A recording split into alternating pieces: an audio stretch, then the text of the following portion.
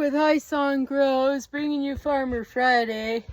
And I didn't realize I had such a wild hairdo this afternoon until I turned the camera on. Oh goodness, been kind of a week. Last weekend I was pretty sick. I don't know what it was. Had like 102 fever for 3 or 4 days. Mostly I slept. I just got up and did chores and went back to bed. And by Monday and Tuesday I was feeling fine. But what else? Then what day was it? I think it was Wednesday. We got 2 inches of rain in a very short period of time. And so I had a lot of runoff. The creek was running. All my little pathways out here, I can tell where the water was running. All the loose dirt is gone. A lot of the rocks are gone. Because it was a lot of water moving fast.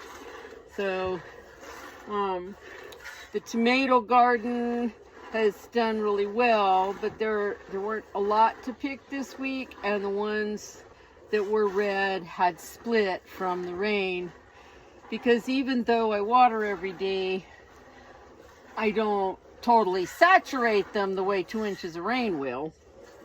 And so when they get too much water like that, all of a sudden they suck it up and put it in the fruit, but the skin on the fruit can't stretch fast enough to hold it, and so it splits open. So a lot of those were ruined. There are a few Armenian cucumbers.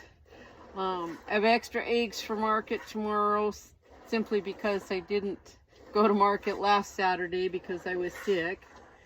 Other than that, it's cooling off a tiny bit.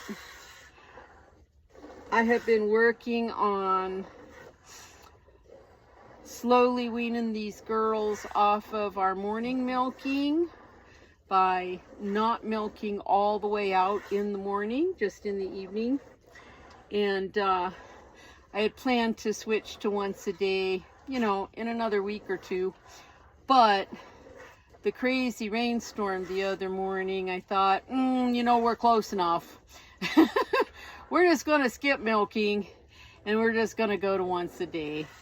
And so that's what we've been doing.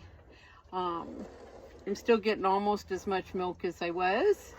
That will drop off a little as they adjust, and also as we continue to go through our heat cycles.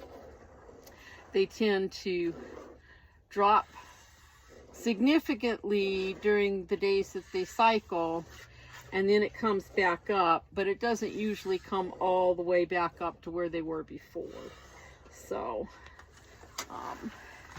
that's okay. We will still get more than enough milk for everything we do. We just might not feed so much to the chickens. So Esmeralda is still, well, let's see, she's probably dropped down to, this is probably about 3 pints in there after the foam goes down. And we probably got another pint to go here. So that's still a good amount of milk on one milking a day. I suspect by Christmas, well, I'm planning to breed Esmeralda here probably in late October, early November. And so then about 2 months before she's going to have her kids, we'll dry her up. But I'm planning to milk Miss Bambi through until next summer and breed her then. So we'll still have milk, even if it's not a huge amount. Last year, when I milked Bambi through 18 months, in the winter she went down to about 2.5, 3 pints a day during like December, January, and then she went back up to 3.5 or close to 4, and until she started to have her heat cycles. And then we bred her and we dried her up. So what else is new? The weather's cooled off a tiny bit. I was able to get out and actually work outside until about 10:30, 11 o'clock this morning. The girls' pens got super soggy wet in the rain the other day, so it's really soggy and smelly, and I worked on getting part of that mucked out, and we will have to do some more probably on Sunday. And then I got to start working on Bentley's pen, because the ground in there slopes towards one corner, and so everything rolls to that corner. And if it gets much deeper, he's just going to step over the fence, because it's already almost 2 feet thick in there. Just in that corner, not all over, just in that corner. So it's still a little bit warm this afternoon. It's probably like 85, but that's still a lot cooler than 100 and something. So, what else is new? Not a whole lot. Just, it was really nice to have the rain. It's really nice that the ground has gotten some moisture in it now. I'm hoping that that's going to break our dry spell and that we'll have more rain coming. I know they're predicting a wetter and colder than normal winter for us, and I just keep thinking, which normal? My old normal that I remember from my childhood, the normal I remember from 30, 40 years ago, or the normal of the last 5 years. So we'll just have to wait and see. But it would be nice to have a nice wet winter and get a lot of moisture and get our ground tables up. So that'll probably do us for today, so we'll catch you on the next one. You can see here where the water ran right down the path. Some of it ran down into the creek that way, and some of it went on across the crossing and joined up with more water and went down the driveway. And all of that, hi Tinker Tinks, and all of that water came from, there's a ravine up there behind that big mesquite tree, and I have like a ditch and a tire wall right behind this pen, and it is filled up full of dirt, and it all came over the top and right down in front of the compost piles there, and you can see it just all came through and washed all the dirt and everything out. And this morning we are mucking this soggy wet goat pen, and this stuff is already heating up really heavy. There was actually a little bit of steam broke out when I broke into this pack, so trying to get it cleaned up and dried out. So this manure pack in here is really hot, and I just pulled the thermometer over here to see how hot it is. And let's see if we can focus. That's like 130 degrees, and that's just because it got rained on and it got really wet. So trying to get it out of the pen and into a compost pile. Okay, this is the crazy amazing tomato garden, and you can see that the plants have grown through the shade cloth and are now above it. And how we're going to pick those tomatoes, I have no clue. But everything's doing really good. Our issue this week was we had, after all our hot, dry weather, we had 2 inches of rain in one morning, and a lot of the fruit this week split. But the plants are doing really good. We have a lot of green fruit coming on. There's some that are ripe, but a lot of those have split. So those will end up going to the chickens or something. So the Armenian cucumbers, look a little bit sad, but they are producing. I don't know if you saw that. We do have some major grasshopper action around here. Part of the issue was with the rain and the wind, all the cucumber vines fell off their strings. So I will be putting up wire panels for the next things to grow here so that they have horizontal pieces as well as vertical pieces to hang on to. Some cherry tomatoes in pots are doing really good. They looked very sad when it was hot and dry, but they have made a comeback.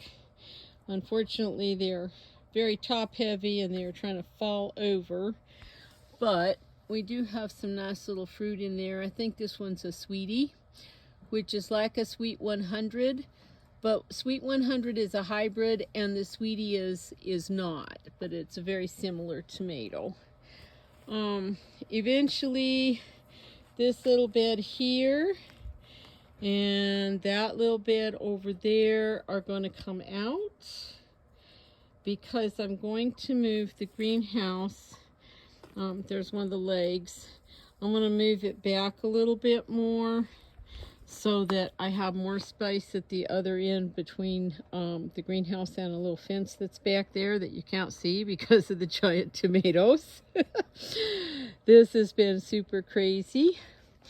The best boy tomatoes are coming on. There's several green fruits out here. Just nice. Those are a bigger slicer. It is a hybrid from Burpee. This is the first year I've grown them, and I planted them very late. So they're just now starting to set fruit. So we'll see how they are when we get ripe ones. Now there are some cucumbers in this mess over here that I'm gonna go cut and see what I can pick for tomorrow's market. Here's a little pile of cucumbers. I don't know why some of them are turning white. Are they getting too old? I don't know. They aren't really huge this week. And some of them have, I don't know, little marks on the skin. I don't know if that's from beetles, grasshoppers, if it's just from the sun. It's from the plants getting too hot and wilting. Who knows? So this little tomato garden here by the creek, I haven't really gotten anything out of it this summer. A lot of birds eating tomatoes, and then it was too hot. They weren't setting fruit. We were wilting a lot because we got ground squirrels in here. They were tunneling underneath, and I know I've shown some videos about that, and I don't know if that's a squirrel hole or a bird hole. I think that's a bird pecking hole. But they had made huge holes under the ground in here and dried everything up. I think I've kind of chased them out, and we've caught 6 of them. I'm sure there's more. So hopefully these tomatoes are all full of flowers. There's a few green fruits here and there. Hopefully they'll start setting and make a good amount of fruit here soon. The other issue in this tomato garden, I discovered that the reason I lost the last 3 or 4 plants here on this end was because we do still have some root knot nematodes, and they were in here and destroyed those tomato plants. I've been digging around a little bit trying to get the rocks and things out. I pulled the plants out and trashed them. You never want to put those things in your compost pile. That's how you spread them around. But I think what I will do is I'll probably loosen up this ground a little bit. I do have a nematicide that is organic listed. I will treat this end of the area with that. And then I think we're just going to start building some compost piles in here. I need to have some more compost area. And I can just move these pots and things out of the way and do that. In the meantime, over the winter, I can grow in here after the tomatoes are done, because once the soil temperature is below, I think it's below 65 degrees, then the nematodes are not active. They're still in the soil and they're dormant, and as soon as the soil temps come up and warm up in the spring, they'll get active and infest the plants. But I can get quite a few salad greens and things out of here over the winter before that happens. Bentley, what are you doing, dude? My goodness, you're acting so crazy. I don't even think we got anybody in heat. You just got an itch? Huh? Is your head itching you, buddy? I don't know, crazy boy. This was a train wreck because I didn't chain the gate up after I gave these girls their little pellet snack. And because I was coming right back to water and they busted the gate open. Yes, I see you up there eating things you aren't supposed to eat. I'm sure somebody is in heat. Are you in heat, Storm? Is that your issue? What are you doing? What are you doing? I know, you're eating up all my bushes and getting these boys all excited. Yeah. Oh my goodness. Yep, it's going to take a minute to get everybody all rounded up and back where they belong. Come on, girls. Come on, girls. No, you cannot have a date, Storm. I don't care what he whispers in your ear.